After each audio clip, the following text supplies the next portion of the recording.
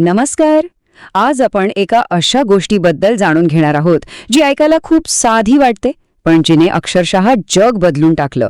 कधी विचार केलाय की एका साध्या पेयाने, एका साध्या ड्रिंकने लाखो लोकांचा जीव कसा वाचवला असेल?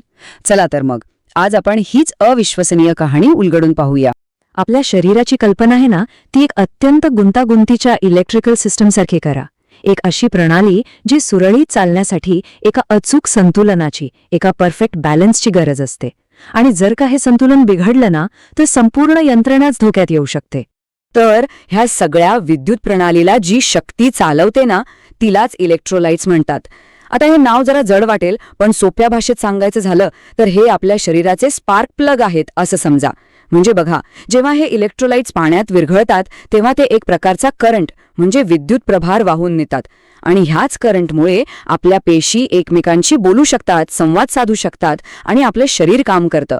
अगदी आपल्या बोटाची होणारी छोटीशी हालचाल सुद्धा, ती सुद्धा याचमुळे शक्य होते. मग हे संतुलन नेमकं काम कसं करतं? तर आपल्या पेशींच्या आत असतं पोटॅशियम, जे स्नायूंच्या आकुंचनासारख्या महत्वाच्या क्रियांसाठी गरजेचं आहे. आणि पेशींच्या बाहेर असतं सोडियम, जे आपल्या शरीरातल्या पाण्याच्या पातळीचं नियंत्रण करतं. या दोन्हींमधला जो अचूक ताळमेळ आहे ना, तोच आपल्याला निरोगी ठेवतो. पण काय होतं जेव्हा हा नाजूक तोल सुटतो? तेव्हाच निर्माण होतो निर्जलीकरण, म्हणजेच डिहायड्रेशनचा भयंकर धोका. ही केवळ तहान लागण्यापुरती गोष्ट नाहीये. हा आपल्या शरीराच्या इलेक्ट्रिकल सिस्टममधला एक खूप मोठा आणि गंभीर बिघाड आहे. डिहायड्रेशनमुळे होणारे परिणाम खूपच गंभीर असतात. यामुळे आपल्या मज्जातंतूंच्या संदेशवहनात अडथळा येतो, स्नायू कमजोर होतात आणि परिस्थिती जास्तच बिघडली तर आपले महत्वाचे अवयव काम करणं थांबवू शकतात. ही एका साखळी प्रक्रियेसारखं आहे, जी हळूहळू संपूर्ण शरीरच बंद पाडू शकते. आणि हे फक्त वैयक्तिक आरोग्यापुरतं मर्यादित नाहीये. इतिहासात जर आपण पाहिलं तर डिहायड्रेशनमुळे मोठमोठी मानवी संकटं उभी राहिली आहेत. ही एका अशा समस्येची कहाणी आहे जिच्या उपायासाठी जगाला एक खूप मोठी किंमत चुकवावी लागली होती. 19व्या आणि 20व्या शतकात कॉलरासारख्या आजारांनी जगभरात अक्षरशः थैमान घातलं होतं. सगळ्यात मोठी अडचण काय होती माहितीये?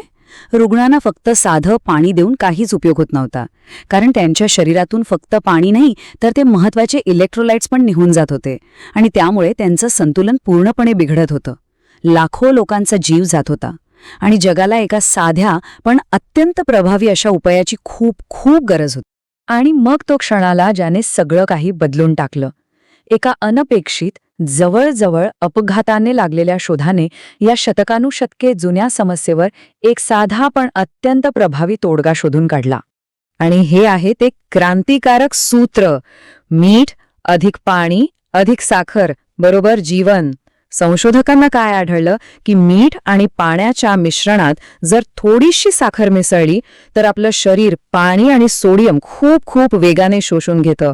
साखर इथे ऊर्जेसाठी नाहीये, तर ती एका चावीसारखं काम करते, जी मीठ आणि पाण्यासाठी आपल्या पेशींचे दरवाजे उघडते. किती हुशारीने काम करतं आपलं शरीर.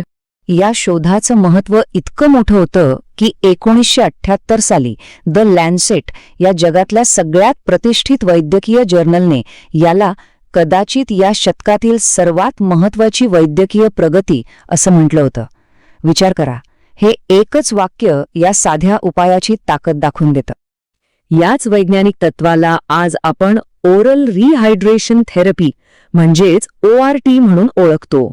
शरीराला पुन्हा हायड्रेट करण्यासाठी पाणी, मीठ आणि साखरेच्या साध्या मिश्रणाचा वापर करण्याची ही एक अत्यंत सोपी आणि प्रभावी पद्धत आहे.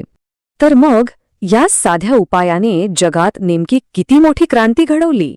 ही कहाणी मानवी बुद्धिमत्तेच्या आणि साधेपणाच्या सामर्थ्याचं एक जबरदस्त उदाहरण आहे. 5 कोटींहून अधिक. होय, तुम्ही बरोबर ऐकलंय.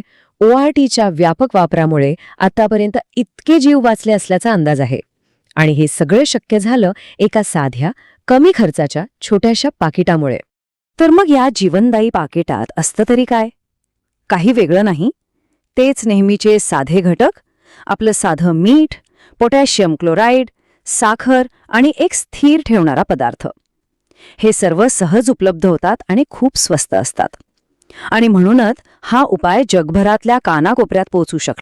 तर ही कहाणी होती एका अत्यंत गुंतागुंतीच्या जैविक समस्येची, जिने इतिहासात हाहाकार माजवला होता, आणि त्यावर सापडलेल्या एका साध्या, तळहातावर मावणाऱ्या उपायाची. हे विज्ञान आणि मानवी कल्पकतेचे एक सुंदर उदाहरण नाही का? आणि जाता जाता एक विचार. ही कहाणी आपल्याला खूप मोठी गोष्ट शिकवते की कधी कधी मोठ्यात मोठ्या समस्यांची उत्तरं अगदी साधी असतात, आपल्या डोळ्यांसमोरच असतात.